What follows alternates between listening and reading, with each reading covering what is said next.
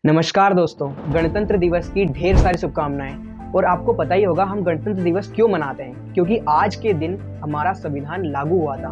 But क्या होता अगर हमारा संविधान लागू ना होता? तो आज भी कई सारी प्रथाएं प्रचलित रहती। जैसे सती प्रथा।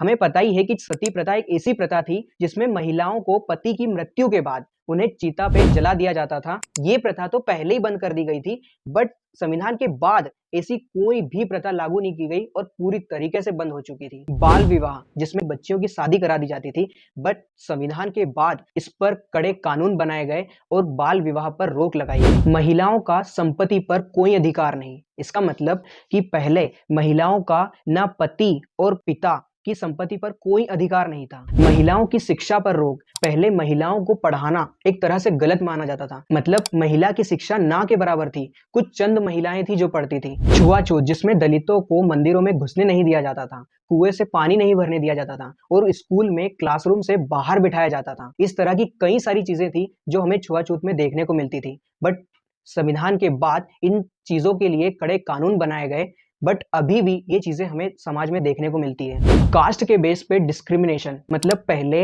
लोगों को ऊंची जाति और नीची जाति में डिवाइड किया जाता था, बट संविधान ने सभी कास्ट और रिलीजन के लोगों को बराबर का अधिकार दिया। मतलब ऐसा कानून लाया गया जिसमें कोई भी कास्ट हो, कोई भी रिलीजन हो, सभी लोगों को बराबर का अधिकार दिया जाएगा। जनता के पास कोई अधिकार नहीं था कि वो अपनी सरकार चुन सके, बट आज हम देखते हैं कि संविधान की वजह से जो चाहे वो सरकार चुन सकते हैं। ये हमें अधिकार संविधान ने दिया है। तो इस तरह संविधान ने ना सिर्फ हमें राइट्स दिए हैं, बल्कि सदियों पुरानी जंजीरें तोड़ी हैं। तो मतलब आज जो चीजें हम नॉर्मल समझते हैं, वो सब कुछ संविधान के बाद ही पॉसिबल हो पाया है।